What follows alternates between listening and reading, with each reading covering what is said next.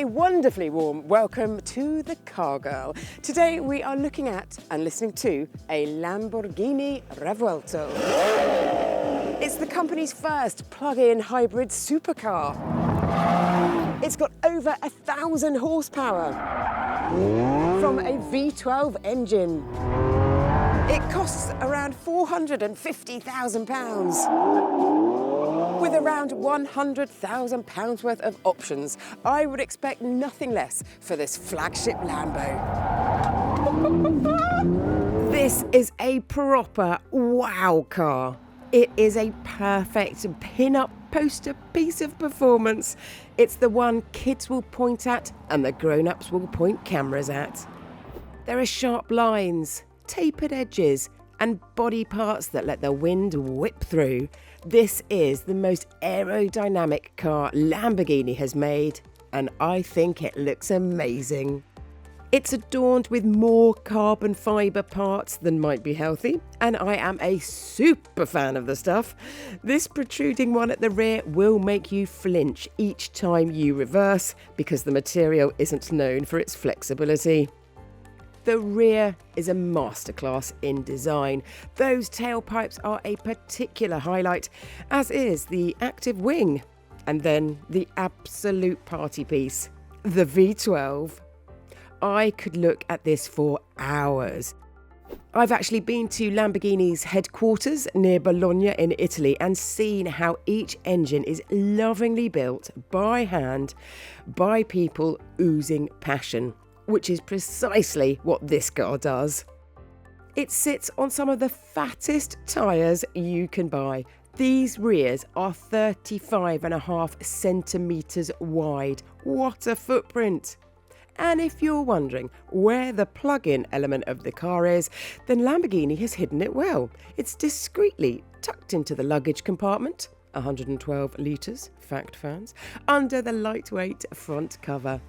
But in reality, the engine will be the main source for topping up the small electric section of this car, and I doubt you'd ever use the plug at all. But it helps get the headlines. Open up those scissor doors, aluminium, and cowabunga! You can even see the car's carbon construction. It is magical.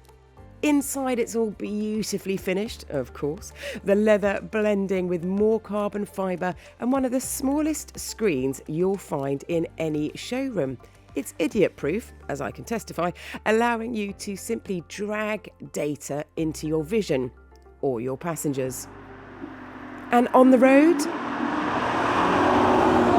it is as dramatic as a theatre production, with the busiest bit being around the steering wheel, because these are the controls for everything, front and back, and unfortunately there is no shortcut or one button that's just got boom fun and has all of my preferred settings on it.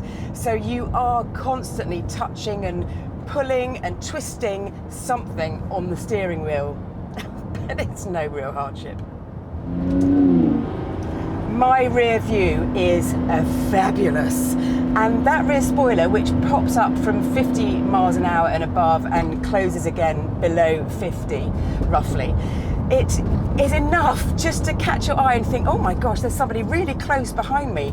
But that's fine, because it draws your attention to that amazing engine, which just looks and sounds divine. However, pop it into electric mode and look at the engine and you think, oof, I've got Usain Bolt on board, but I'm just asking him to do a Sunday stroll. It is bizarre. In electric mode, the car will go for 6.2 miles or 10 kilometres, and the car constantly recharges all the electric side of things. There are 2 electric motors at the front which power the front wheels in electric mode. So in effect, I'm now currently driving a front wheel drive Lamborghini. When the engine kicks in though, all of the engine's grunt and power gets sent to the back. I haven't mentioned the options yet, and my highlights are the paint, £18,500, extra carbon fibre, £37,000, titanium wheel bolts, £1,000. And inside there's the carbon and leather wheel, almost £7,000, and the passenger display at £3,000.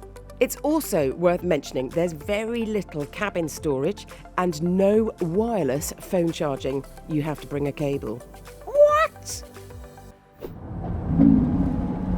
And so to that engine, a 6.5 litre V12, 0 to 62 in 2.5 seconds and on to 217 miles per hour.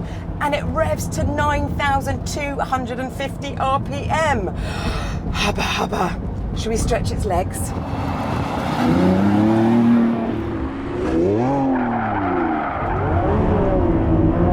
Anybody can drive this car. It is a very user-friendly supercar and it is so impressive for that. But also it is a fantastic bit of kit.